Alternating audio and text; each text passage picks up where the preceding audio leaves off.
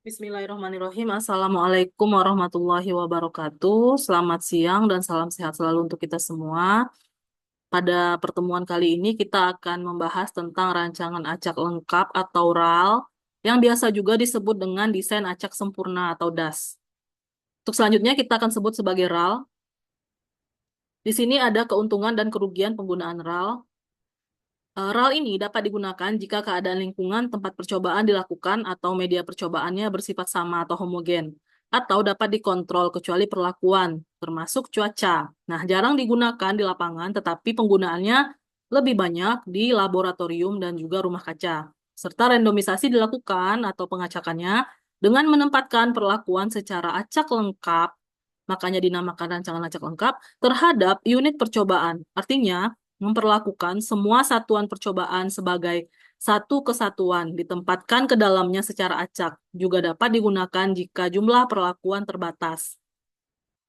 Keuntungan penggunaan RAL yaitu denah perancangan percobaan lebih mudah, analisis statistik sangat sederhana, fleksibel dalam penggunaan jumlah perlakuan dan ulangan, dan kehilangan informasi relatif sedikit dalam hal data hilang atau missing data dibandingkan dengan rancangan atau desain yang lain. Sedangkan kerugian dari penggunaan RAL ini yaitu yang pertama, penggunaan rancangan ini agak terbatas, umumnya digunakan untuk percobaan-percobaan laboratorium, rumah kaca, atau percobaan terkendali lainnya. Yang kedua, pemakaian di lapangan agak terbatas, meskipun tidak menutup kemungkinan asalkan homogenitas lahan percobaan dapat dipenuhi, itu dapat dilakukan menggunakan rancangan acak lengkap ini. Kita masuk ke RAL dengan ulangan yang sama. Yang kita bahas pada video kali ini adalah RAL dengan ulangan sama. Nanti akan dilanjutkan dengan video berikutnya untuk RAL dengan ulangan tidak sama. Nah, untuk menguji antara rata sampel atau perlakuan berbeda itu signifikan atau berbeda nyata atau tidak, maka untuk mengujinya digunakanlah distribusi T atau t-test biasanya. Apabila sampel atau perlakuan treatment digunakan dengan jumlah lebih dari 2 dan tetap akan menggunakan t-test, maka pembandingnya harus dilakukan sepasang-sepasang. Nah, ini kan akan sangat merepotkan karena nanti akan ada 21 pasang yang kita bandingkan. Makanya sebagai solusi digunakanlah RAL ini karena misalkan kita memiliki unit-unit percobaan yang sangat banyak, kemudian ketika kita membaginya menjadi sepasang-sepasang itu sangat merepotkan. Sedangkan RAL itu menawarkan solusi bahwa sekali analisis saja itu akan bisa mengambil kesimpulan untuk keseluruhan eksperimen yang dilakukan.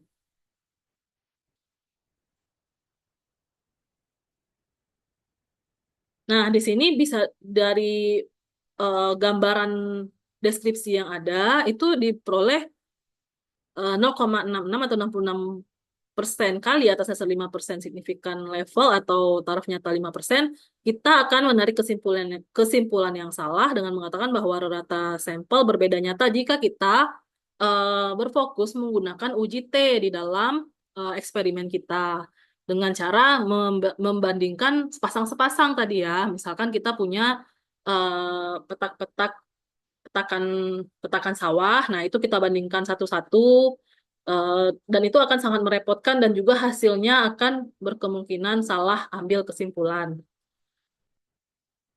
Oke, jumlah kuadrat atau JK dan partisi. Jadi di dalam RAL ini ada yang namanya, sebenarnya di dalam semua rancangan itu akan ada JK ya, dan juga partisi ini terkadang dalam suatu rancangan ada, terkadang tidak. Perlu dicari jalan lain untuk pengujian apakah ada beda nyata antara dua rata sampel. Itu tadi selain uji T ya, jika sampelnya lebih dari 2. Cara lain yang terkenal itu adalah analisis varians. Jadi dia bisa membandingkan 3 atau lebih.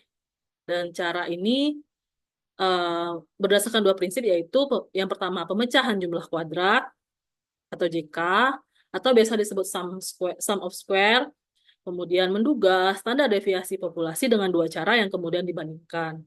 Misalkan ada N sampel pengamatan yang masing-masing terdiri dari K individu, dapat dilihat pada tabel berikut berupa struktur data RAL dengan ulangan yang sama, sampel ke 1 sampai dengan sampel ke N, itu kita lihat di sini kita bisa menghitung totalnya dulu, kolom itu, Kemudian kita rata-ratakan dari totalnya dengan keterangan eh,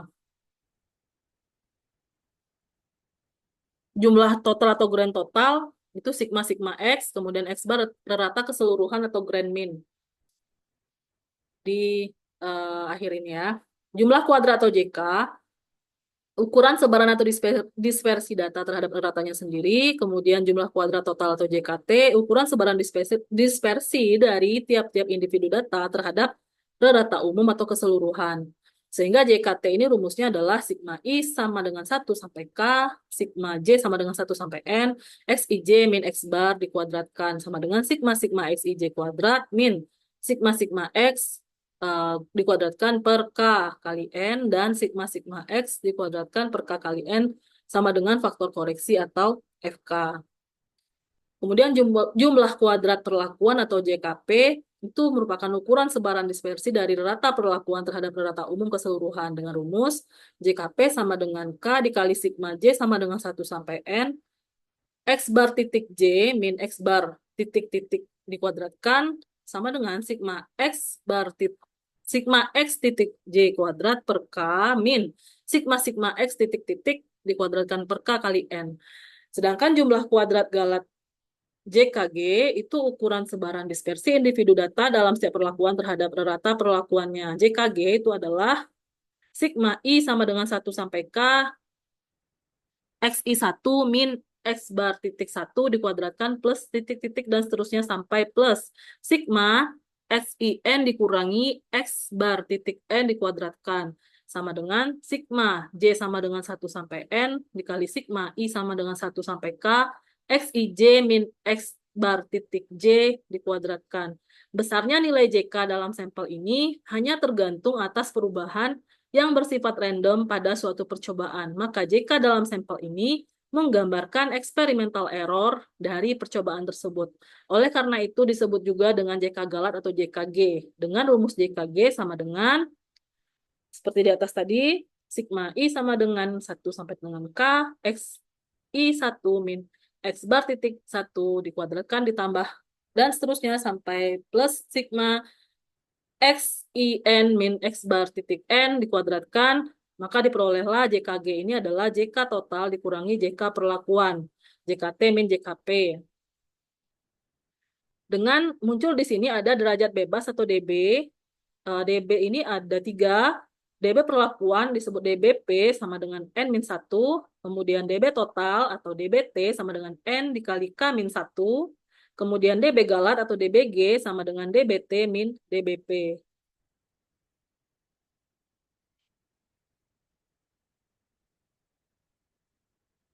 Analisis varians bertujuan untuk menguji H0 bahwa sejumlah N sampel tersebut berasal dari satu populasi. Jadi tidak terbatas 2 sampel saja, tapi ada N sampel. Jika diduga besarnya varians dari populasi tersebut, dengan jalan bagaimanapun, besarnya dugaan akan sama. Dalam hal ini, dapat diambil 2 cara untuk menduga varians populasi, yaitu yang pertama adalah melalui pooling estimate dengan SP kuadrat sama dengan sigma I sama dengan 1 sampai K XI1 min X bar titik 1 dikuadratkan per K min 1 plus sigma XI2 sigma I sama dengan 1 sampai K XI2 min X bar titik 2 dikuadratkan plus dan seterusnya sampai dengan sigma I sama dengan 1 sampai K XIN min X bar titik N dikuadratkan per K min 1. Sehingga rumus S diperolehlah sama dengan SP kuadrat ini sigma N dikali sigma K FIJ min X bar titik J dikuadratkan dibagi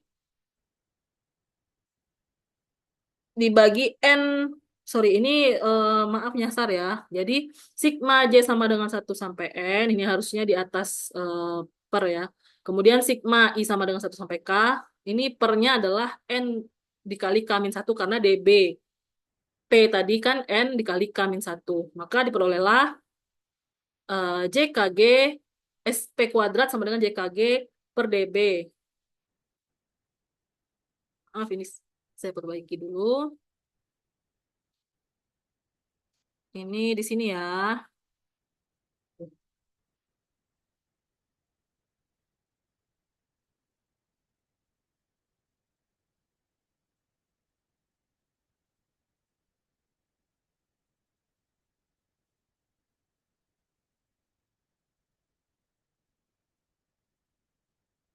Ini pernya di sini, yang ini salah ya.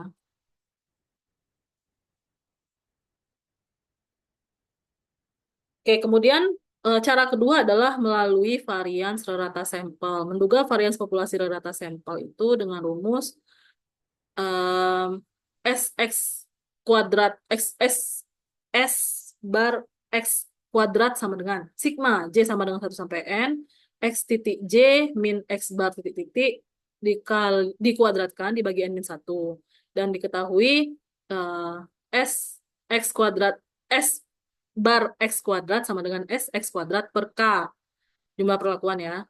Kemudian S bar X kuadrat sama dengan K dikali sigma J sama dengan 1 sampai N X titik J min X bar titik titik kuadrat per N min 1 sama dengan JKP per derajat bebas dalam sampel.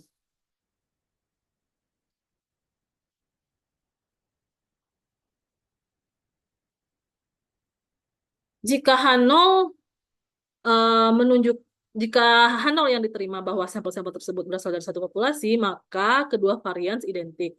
SP kuadrat S bar P kuadrat sama dengan S bar X kuadrat atau S bar X kuadrat per S bar P kuadrat sama dengan F sama dengan 1.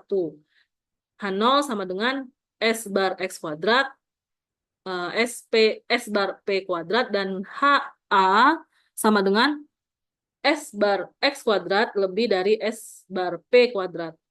Tidak memperhatikan sebaliknya S bar P kuadrat lebih dari S bar X kuadrat. Sebab kita hanya ingin mengetahui apakah perbedaan antara rata sampel lebih dari perbedaan-perbedaan yang disebabkan oleh experimental error.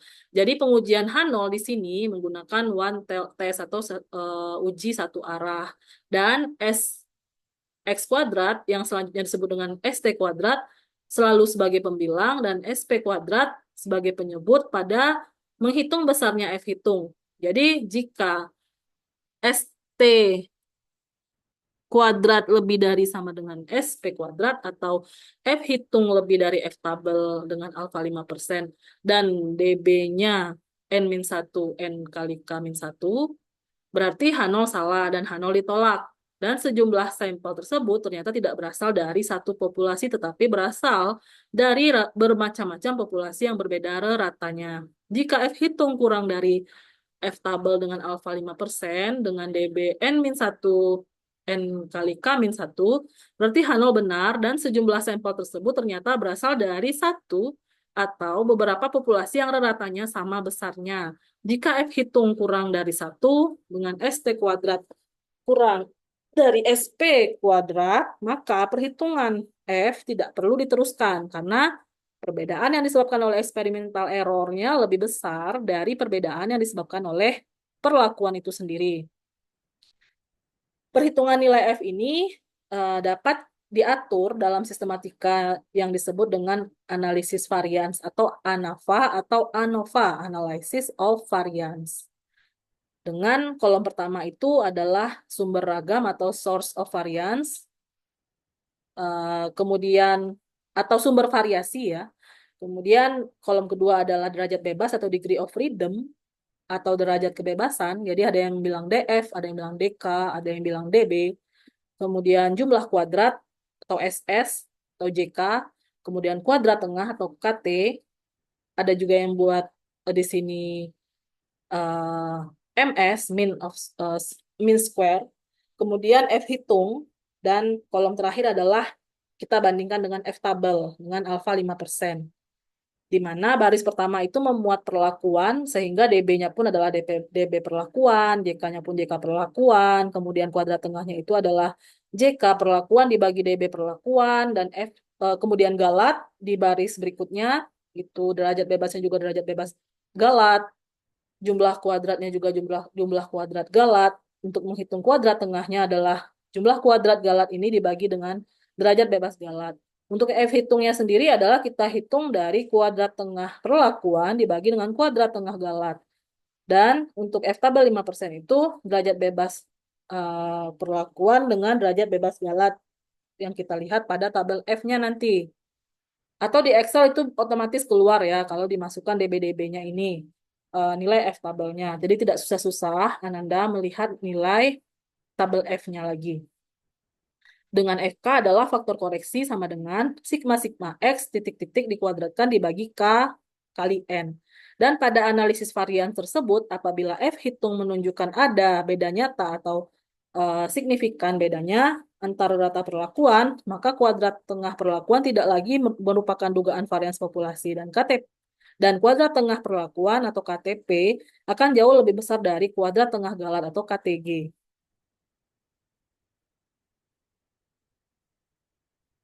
Dalam hal ini dapat dinyatakan bahwa kuadrat tengah perlakuan merupakan dugaan dari dua komponen varians, yaitu varians populasi sigma kuadrat dan varians rata perlakuan setelah pengaruh varians error dalam perlakuan dipisahkan. Varians komponen kedua ini disebut dengan varians populasi rata perlakuan dan diberi tanda sigma T kuadrat, dan ini berbeda dengan varians rata perlakuan dari sampel atau kuadrat tengah perlakuan. Oleh sebab itu dapat ditulis kuadrat tengah perlakuan sama dengan estimate sigma kuadrat plus K dikali sigma T kuadrat.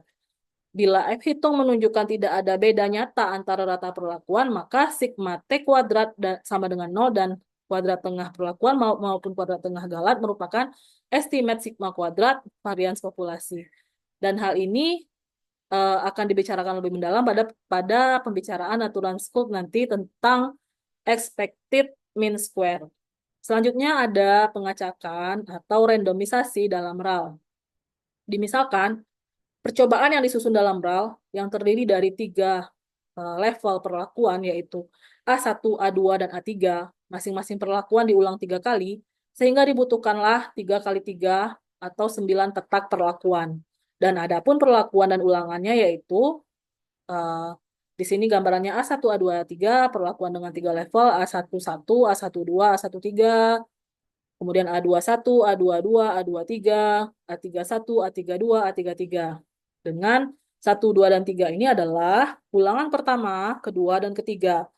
Dan cara pengacakan perlakuan dalam RAL yaitu karena ada 9 petak perlakuan, maka disediakanlah 9 kertas ukuran 2 kali 3 cm yang akan diberi tulisan perlakuan dengan ulangannya. Dari 9 kertas tersebut, masing-masing diberi kode tulisan A11, A12, A13, A21, A22, A23, dan A31, A32, dan A33. Dan rancangan tata letak perlakuan dalam RAL ini sudah disiapkan lebih dahulu sebanyak 9 petak perlakuan yang diberi nomor urut dari angka 1 sampai 9. Dan pemberian nomor urut dari atas ke bawah seperti pada gambar 5.1. Seperti ini. Gambar 5.1, rancangan tata letak perlakuan dalam RAL faktor tunggal. Nah, setelah semua kertas diberi tulisan, selanjutnya kertas dilinting satu persatu dan dimasukkan ke dalam kotak. Pengacakan dilakukan sekaligus dalam kotak. Nah, kertas dalam kotak dikopiok dan dilakukan pengambilan satu kertas lintingan. Setiap kertas lintingan yang sudah terambil tidak boleh dikembalikan ke kotak. Dan pengambilan kertas lintingan yang ke satu ternyata A21 yang akan menempati petak nomor 1. Nah, kotak dikopiok lagi dan dilakukan pengambilan kertas lintingan yang kedua. Terambil A13 yang akan menempati petak nomor 2. Kotak dikopiok lagi dan dilakukan pengambilan kertas lintingan yang ketiga. Terambil A11 yang akan menempati petak nomor 3. Dan dilakukan terus-menerus pengambilan hingga sisa satu kertas lintingan terakhir. Pengambilan kertas lintingan ke-9, ternyata A12 yang akan menempati petak nomor 9. Dan pekerjaan pengacakan sudah selesai. Kalau sudah dilakukan pengacakan seperti ini, itu berarti sudah memenuhi syarat-syarat dari proses randomisasi atau pengacakan secara statistik. Ini secara sederhananya ya. Kalau lebih banyak lagi, mungkin Ananda butuh bantuan eh, komputer ya. Nah, berikut ini hasil pengacakan RAL. Jadi kalau Ananda nanti melakukan penelitian harus jelas ya proses pengacakannya seperti apa dan dicantumkan seperti ini. Pada gambar 5.2 ini adalah tata letak perlakuan dalam RAL faktor tunggal. Dengan keterangan A21 itu perlakuan A2 pada ulangan pertama, A13 itu perlakuan A1 pada ulangan ketiga, dan seterusnya. Yang lain bisa Ananda definisikan sendiri. Kemudian, 5.5 itu model analisis ragam atau analisis varians dengan satu kriteria klasifikasi. Jadi model analisis ragam dengan satu kriteria klasifikasi dapat dinyatakan dengan rumus berikut ini. XIJ sama dengan X bar plus T titik J plus EIJ. Yang mana XIJ merupakan pengamatan pada perlakuan ke J pada ulangan ke I. X bar adalah rata sesungguhnya dan T titik J pengaruh perlakuan ke J sama dengan X bar titik J min X bar titik titik. Dan EIJ sama dengan pengaruh random sampling atau error sama dengan XIJ min X bar titik J. Nah, yang Ibu sampaikan ini semuanya adalah teori secara manualnya. Jadi untuk memudahkan biasanya kita gunakan software, bisa SPSS, bisa JASP, bisa juga menggunakan Excel. Itu tergantung dari nanti itu kasusnya seperti apa, karena ada masing-masing software itu punya keterbatasan ya.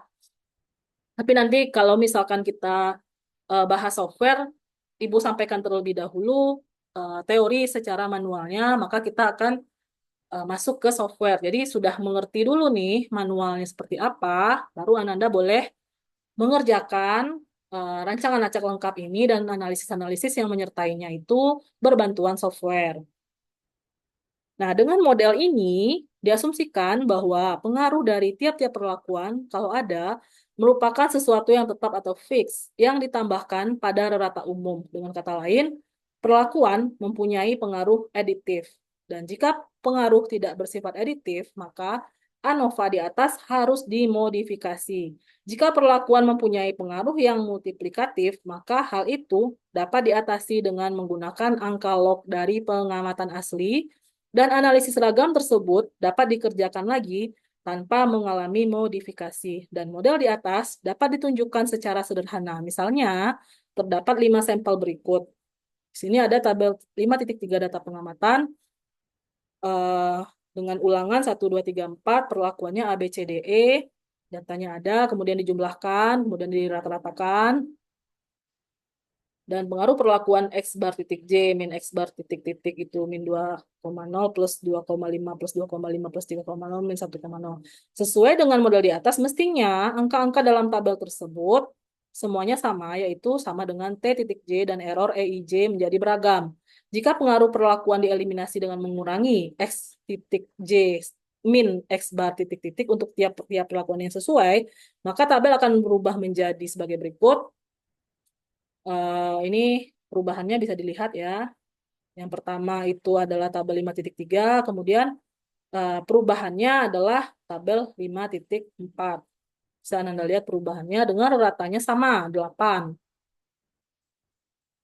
Ternyata dari tabel 5.4 di atas menunjukkan bahwa pengaruh perlakuan sudah hilang. Terbukti dengan rata perlakuan menjadi sama yaitu 8, tetapi masih ada keragaman hanya yang disebabkan oleh error. Kalau pengaruh error XIJ min X bar titik J dieliminasi, tentunya semua angka dalam tabel tersebut akan menjadi sama yaitu 8. Misalnya X23 sama dengan 4. Pengaruh error yang ada yaitu X23 min X titik 3 sama dengan 4 min plus 5,5 sama dengan 1,5 min 1,5. Jadi jika X23 yang sudah dipisahkan dengan perlakuan sebesar min 2,5 sehingga menjadi 6,5 sekarang dikurangi pengaruh error sebesar min 1,5 maka akan menjadi 8. Itu gambaran untuk yang rancangan acak lengkap dengan ulangan yang sama ya Ananda. Jadi untuk pertemuan berikutnya kita akan bahas tentang rancangan acak lengkap dengan ulangan tidak sama. Jika ada pertanyaan, boleh Ananda tanyakan di grup. Terima kasih atas perhatiannya. Selamat siang. Dan ini silakan Ananda ringkas video ini di dalam buku catatan masing-masing eh, untuk Ibu cek di pertemuan terakhir. Demikian, mohon maaf jika terdapat hal-hal yang kurang berkenan. Selamat siang. Assalamualaikum warahmatullahi wabarakatuh.